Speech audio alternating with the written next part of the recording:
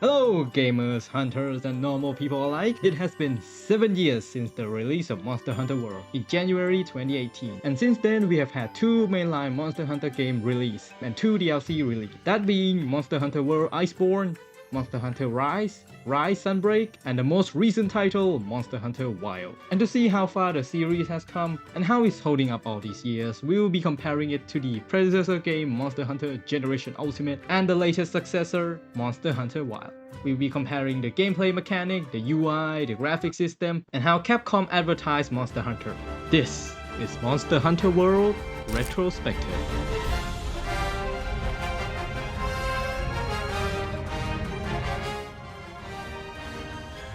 And where else to begin comparison of a Monster Hunter game other than its gameplay? Covered by me. Now let's cover the first part of Monster Hunter, which is the monster. Before you can hunt the monster, you need to find them first. Monster Hunter World has the Scoutfly, which will guide you to the monster location with a light trail from anywhere on the map. But before the flies can find the monster, you need to gather their research information first by collecting their trace. Trace is a marking that the monster left behind when they walk around the map. The Scoutfly will lead you to the next trace until you collected enough to reveal the monster location on the map. These mechanics also carry over to the next hunt. The more trace you find, the less trace you need to collect in the next hunt for the Scoutfly to reveal the monster location. In Generation Ultimate, you would have to find the monster on your own. You can tag the monster with paintball for the monster to show up on the minimap, but you will have to scout the map for the first time you hunt the monster. And then you will just memorize where it is or where it tends to be for the next hunt. The trick was just to learn their starting zone. World still keeps you in the dark about the monster location and focus more on you being the hunter tracking down monster, which makes the game a little more immersive, while making it easier to find the monster than previous game. But this is still somewhat tedious because you still need to walk around and find traces, which if added to the complexity of the level design some map has, it can be confusing and take some time to find the monster. In Monster Hunter Wild, they abandoned the trace collecting mechanic. Well, not really, you can still collect the traces, but all the monster location on the map will be revealed the moment you enter the map. But if you haven't seen that monster yet, the icon will be a question mark until you have seen it in person. Then you can see them in the map all the time. And the Scoutfly will auto-track to its location if you set it as your target. While this lessens the immersion created by World, the convenience you gain from this is enough to push away any downside in my opinion. Because you spend more time getting to actually fight the monster, which is why you play Monster Hunter in the first place, rather than walking around collecting traces and mucus of monsters.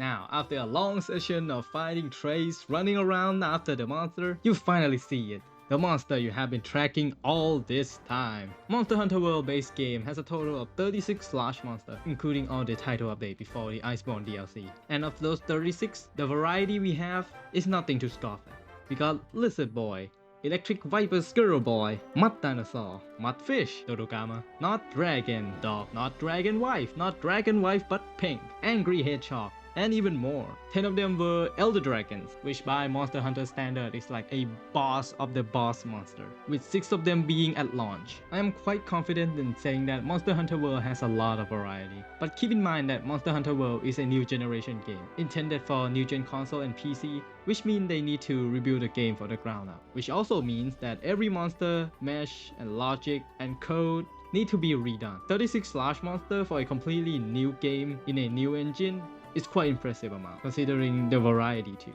But not all of them are winners. The Dragon Wife but Pink one is not an exaggeration. World has a bit of a problem when it comes to monsters that are a bit too similar. While each type of monster is very unique, a lot of monsters looks and feel a bit too similar when fighting. A lot of them is not Monster Hunter World fault, because Pink Rathian and Azul Latalos came from Monster Hunter 1. But this does hinder the monster count by a bit. The color variant of the monster is not different from their normal version enough, which just means you are fighting the same monster again. I would rather have one great monster than 3 subpar subspecies monsters, or new color variant. Wilds, however, fix this problem a bit. In Wilds, the monster variety in each class of monster extends by a lot. Simply put, Wild has more monster type and each type of monster has more variety to them. If you and I were to pick a random monster, you have a much higher chance that your monster has 2 or more things in common with my monster than Wild does, which can really subtract from the full experience. Comparing these aspects of world to Generation Ultimate is a bit unfair because Generation Ultimate is a one and done game, there is no update at launch, so the base number of monster they have is gonna be way more. And also Generation Ultimate carry monster from many older games that use similar models or rig or just port them over. So it's not quite a fair comparison when saying that Generation Ultimate has way more monster than Monster Hunter World. Now for the hunter part of Monster Hunter. And oh boy, did they change a lot from the older game. Listing all the mechanics and all the things they changed will take a while, so I will just list some change from the old Gen 2 world. Alright? Okay, here we go. Moving while using item. Cancel out of using the item. Stamina reduction is reduced when no monster is around. Faster gathering. Slinger shot can lure or damage environments or the enemies. Seeing your remaining sharpness on your weapons. Same armor for all weapons, to name a few. But the point of it is, this makes the game a lot easier to approach. And while some people who want Monster Hunter to be a hardcore game might say that this makes the game worse, but honestly, it's just more fun. The difficulty should be you versus the monster, not you versus the game control. All these changes does not take away from the skill-based gameplay, they are quality of life changes that make it feel smoother to play. But while Worlds improves a lot of mechanics, Wild take it even further, with many small improvements and even multiple main mechanics that were introduced and adjusted from World and Rise, like the wound mechanic, which makes use of the new focus mode, and the softening from World Iceborn, and use it to create more playstyle for the player. The wounds allows you to deal more damage to the wound spot, and when destroyed it will staggers the monster. Or you can use the new focus mode to manually destroy the wounds and deal massive damage, creating an opening for more attack. The focus mode also retargets your hunter character to always face your crosshair, so it is way easier to position your attacks to land on the monster compared to the previous game, which goes in line with the goal of making the game a lot more approachable for new players, which if you play Wilds and then come back to World, you will see the major different focus mode and just regular positioning will make to the game. This doesn't mean that focus mode takes away all the positioning you have to do while fighting monster, because it is toggleable and you need to know when to use the mode. Monster Hunter is still more about predictive movement than reactive combat, so knowing your enemy is still the core base of the game, which Worlds almost fully lean into.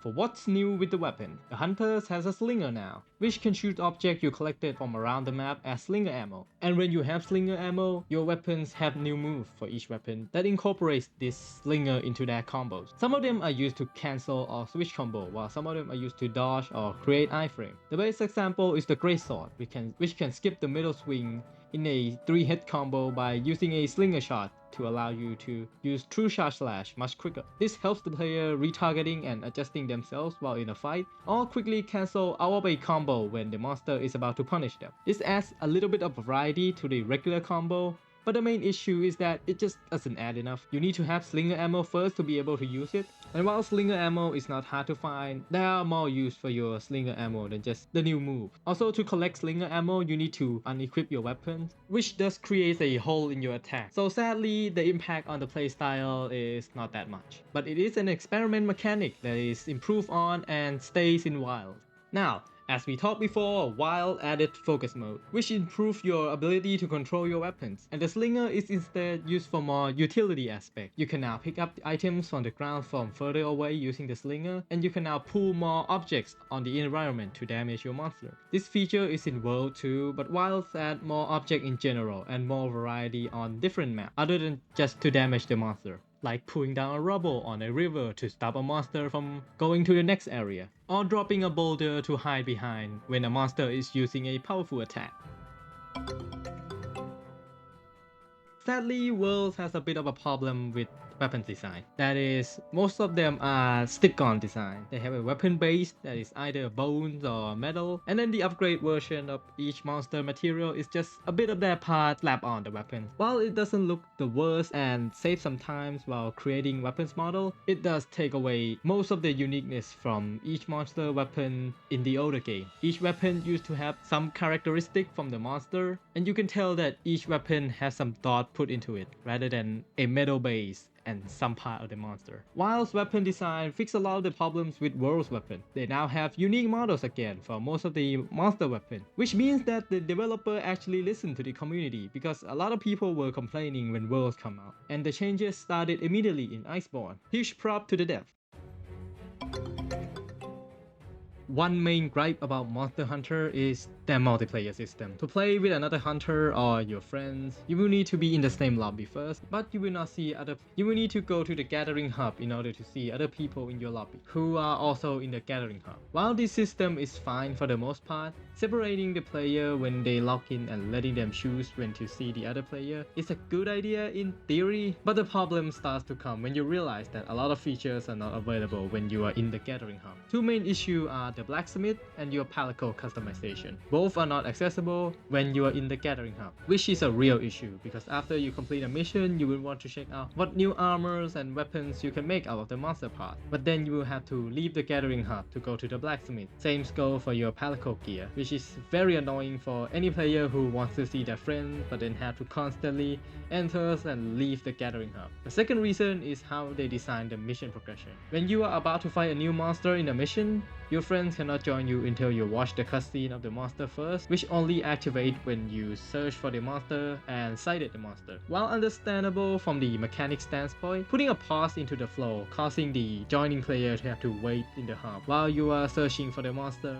is quite infuriating for the joining player. Furthermore, if you want to join someone else's quest, you will have to complete that quest first before you can join. This really disappoints many players because if you want to play together and progress together, you will need to complete the same mission twice, and one player will have to wait for another player to complete the mission. They cannot fight the same monster at the same time because they have to finish the mission first. This really hurts the multiplayer experience and make the system feel old and outdated. They have fixed some issue with the blacksmith and palico in the Iceborn DLC, which introduced a new gathering hub, and they allows you to enter the blacksmith from the gathering hub. Unfortunately, you need to have the DLC to enter this new hub, and the old hub still has the same problem. Fortunately, in Monster Hunter Wild, they fixed most of the problem with World's multiplayer system by combining the main camp area with the wild area and letting the player choose to connect to their lobbies, and then they can see other players right away. Then they can also connect to the nature area, and then they will link the environment data so they can explore the same environment. They also fixed the mission joining problem by letting you join another mission after you spotted the monster first, instead of needing to complete the whole mission before you can join the same mission. And also all the players in the mission complete the mission at the same time, which is a very positive change that made their multiplayer experience so much smoother. This will be a short section because I have already talked about some of the content in other sections, but Iceborn is a massive update for Monster Hunter World. But because this is just a retrospective for base world, so I'll just glance over some new content that comes with purchasing Iceborn. New location, new home base, new gathering hub, 35 new monsters, more elder dragons, new siege monster, more slinger mechanic, flash claw that you can smack into the monster face and smack them into the wall, soften monster hide, more weapons and armor in the blacksmith, improved weapon moveset, new armor for new player to rush to Iceborn, and finally a remake of the final boss of Monster Hunter. They basically added another Monster Hunter into Monster Hunter World, which if you want a full Monster Hunter World experience, I would recommend buying. It's a very good extension to the game. Hello, my name is Metinee Shamnankitwanish and I'm here to talk about Monster Hunter World user interface and user experience.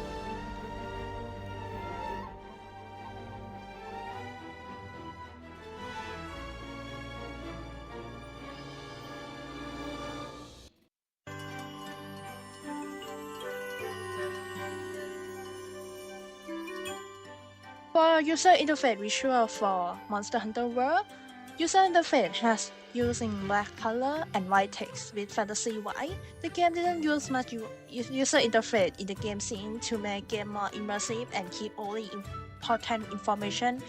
And if players want to access, they can just open it via keyboard button, or they can just interact with a certain object or certain non-player character in order to access the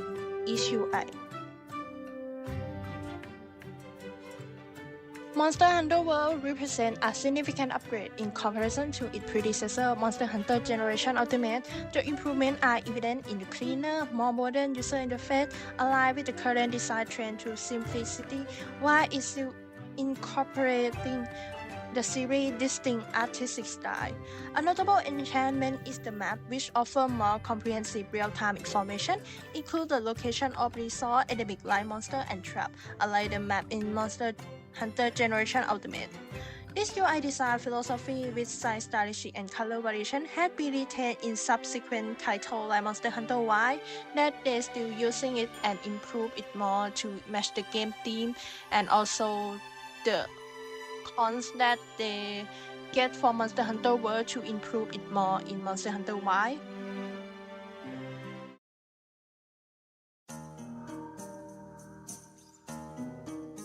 The UI navigation is straightforward. Players start the game, enter the lobby, and then enter the game. Features of the game can be accessible through the specific location or escape key. Pressing escape reveals options such as inventory, quest, enemy node, and setting. However, some graphic settings require returning to the main menu in order to change it, since it affects the game visual.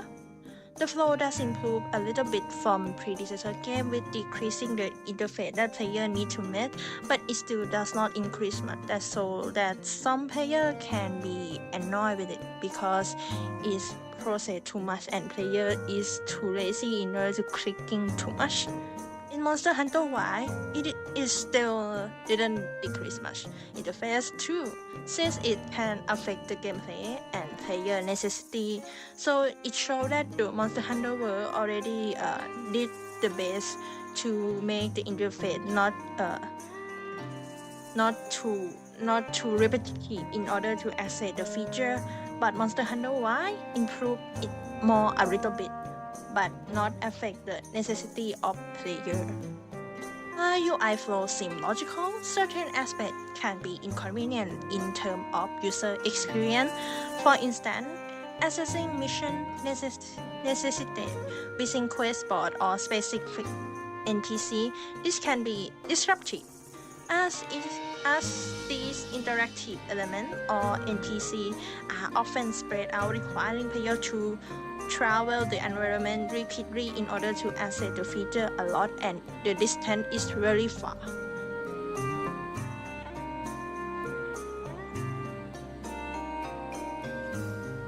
For accessibility setting, this game had basic function for colorblind player and a little bit take off to speech for blind people, but there aren't any other feature that help players with other disabilities or fear.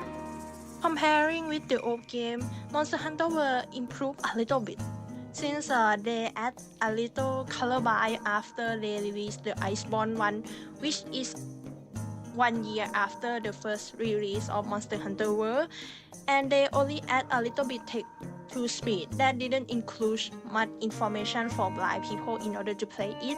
But thankfully, Monster Hunter Y, they improve a lot and understand player more from the feedback that they got from Monster Hunter World, so they have a lot more options in order for player to changing and help them in order to play it without problem. Also increase the option for players who have some phobia with specific creature like spider, since they have a big monster related to spider, helping people who have spider phobia in order to play it without worrying about spider too. So that is a nice improvement from Monster Hunter Y that they get feedback from Monster Hunter World.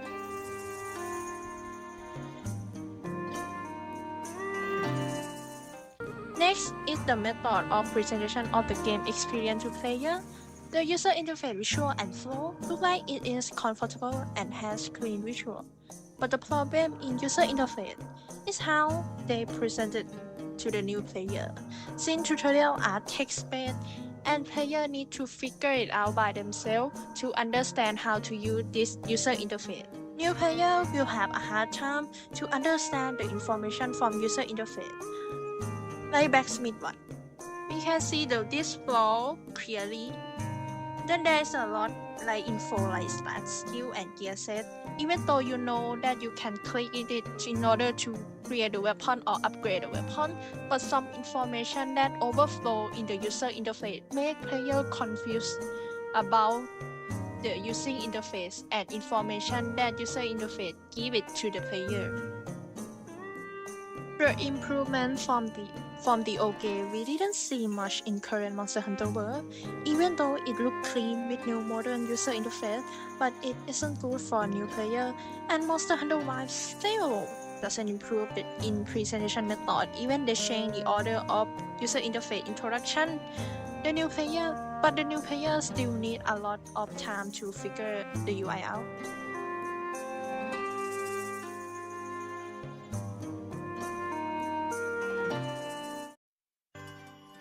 And lastly, quality of life improvement.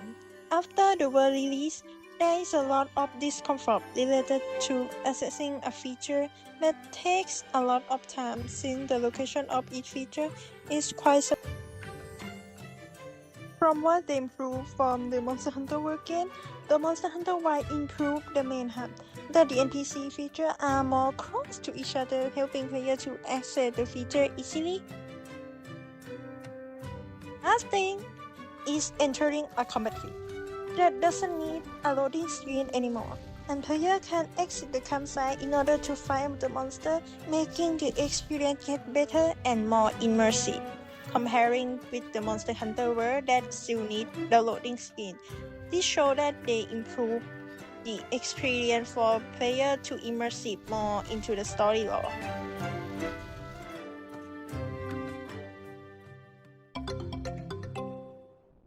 Hi, my name is Kirakorn and I will be cover on the performance and graphics of Monster Hunter World and Wild, but first we need to examine the visuals of this game series and how they evolve over time. Monster Hunter Generation Ultimate is a game created for Nintendo 3DS and later announced to be ported to Nintendo Switch. It is a predecessor to Monster Hunter World.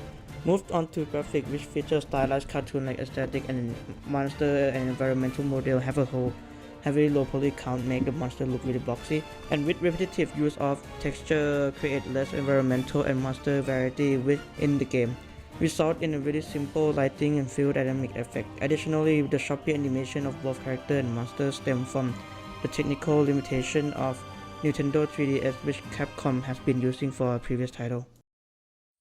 Monster Hunter World became the title to be ported to many different platforms. The first port to the new generation of PS4, Xbox One and PC contributed vast improvement in visual and graphics. Without the technical limitation of Nintendo 3DS, Capcom was able to make this title have a realistic and immersive visual style. Paired with an advancement in visual effects and models, allow Monster Hunter World to have a high detail for environment, equipment, models within the game. Seamless and realistic animation with smooth transition and motion capture influence make gameplay and cutscene more seamless for players. Monster Hunter World is the latest addition to the franchise, and now during the 2023 Game Award, it offers fans a preview of the newest title in the beloved series. With the 7 years of development, it doesn't disappoint from the graphics standpoint, showcasing a hyper-realistic visual style in the environment and detailed texture on character and model and equipment. Paired with its new RE engine used in the game make the visual effect more realistic and immersive, more than the previous title. The game environment is vastly improved thanks to its new engine and texture that gave a huge improvement to environment, and there's more detail to the texture that enhance the weather dynamic. Released in 2018, Monster Hunter World was surprisingly accessible for mid-range system. Here's what it takes to run it. With this specification, you can have a really decent experience achieving 1080p at around 30 FPS on low setting. Even recommend setting were modest by today's standard, perfect for budget or lower PC in today's standard, and could easily run at 60 to 120 FPS. Fast forward to Monster Hunter World and the bar has been raised, built on the RE engine. This game visually and technically demanding new spec that you can see here for both minimum and maximum. That's right, even the lowest setting require decent GPU, double the RAM and SSD storage from the previous title, which could cause some low to mid performance PC to struggle to create 60 FPS or more. and you will need some serious horsepower to hit 1080p at 60 FPS on medium setting, and that with the frame generation enabled. Released in August 2018, Monster Hunter World brought the franchise to PC with high expectation. However, the launch was not without issue. During the early stage of the game, players frequently encountered connectivity problems such as difficulty joining multiplayer section. Additionally, the PC version have poorly optimized mouse and keyboard control, resulting in less fluid gameplay experience compared to its console counterpart. With the additional release of Iceborn expansion, new performance issues with GPU usage and frame rate during introduction of a new anti-cheat system lead to high CPU usage, cause performance degradation. Despite this setback, the community have found workaround implementing mods such as the Kaledine. Special K has helped stabilize performance, reduce crashes, and improve CPU core utilization. During that time, Capcom began release patch fix for the game, and now it is much more stable, allow players with a low to mid-tier system to fully enjoy the game. Fast forward to February 2025, Monster Hunter World launched with record-breaking number over 1.3 million concurrent players on Steam, yet this success came with significant performance issues. During the first week of the game launch on Steam, there were multiple crash reports, low frame rate, and broken in-game texture. Even players with high-end hardware struggle to maintain it. Nearly a month past launch, performance issues persist. Modders have stepped in, recommend tools like reframework and direct storage to reduce stutter and boost FPS. Despite this effort, the responsibility ultimately lies with Capcom to address this performance challenge, and in the meantime, Capcom is currently patching optimizing update for player as a lasting solution. Overall, both games deliver an amazing visual experience for fans of the series and a newcomer alike. If you want to explore and hunt monsters in this fantastic game, you may encounter performance issues from time to time. However, thanks to the dedicated community that offer guidance and solution, you can worry less about whether your PC will run the game and focus on enjoying the experience of hunting monsters in this game.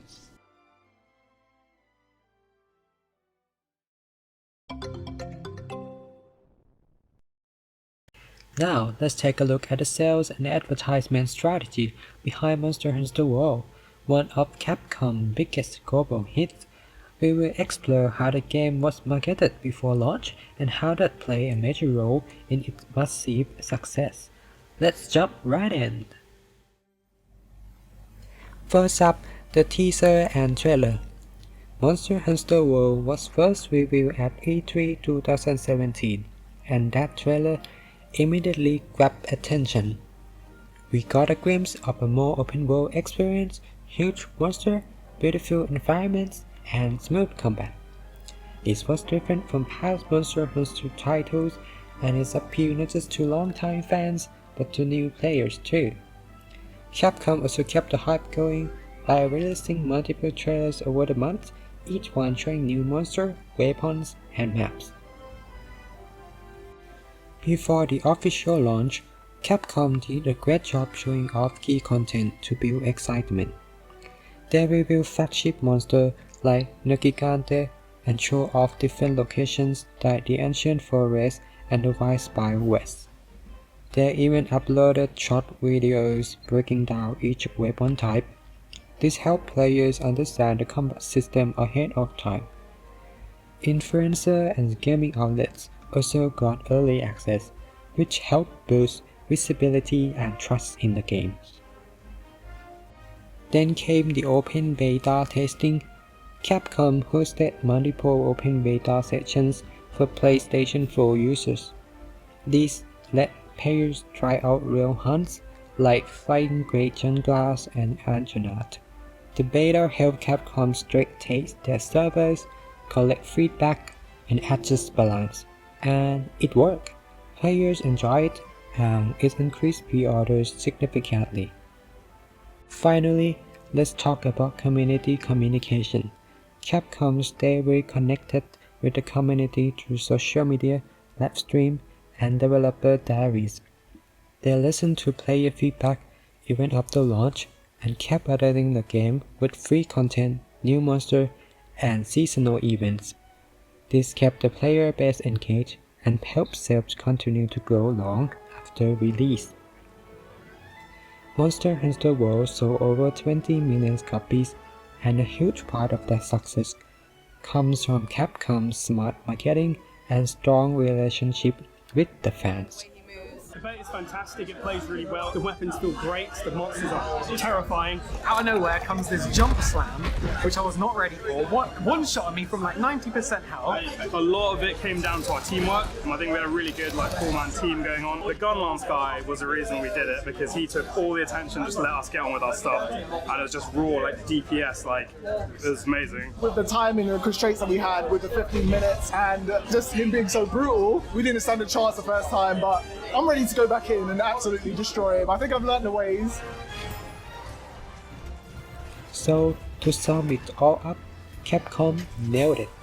From exciting trailers and early reviews to hands-on betas and strong community support, the sales and advertisement strategy made Monster Hunter World a global phenomenon.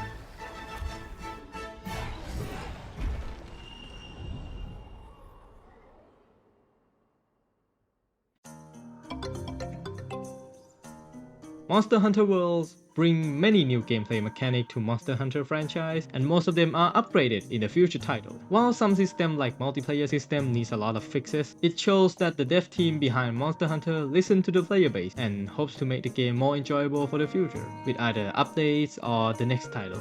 It definitely brings many quality of life updates from the older gen game. The graphic is still great for today's standards, and it also has a lot of memorable monsters. For some negative, it might be difficult to get used to the control at first, but that's basically every Monster Hunter game. But it can also be frustrating at times from the slower gameplay and some monster balancing. And also the online aspect can feel outdated and has many inconvenience parts to it. If you like a slower, more methodical combat game, you should definitely check out Monster Hunter World. And maybe if you enjoy it, you can buy the Iceborn DLC for even more Monster Hunter. Well, that's it. Happy hunting and see ya!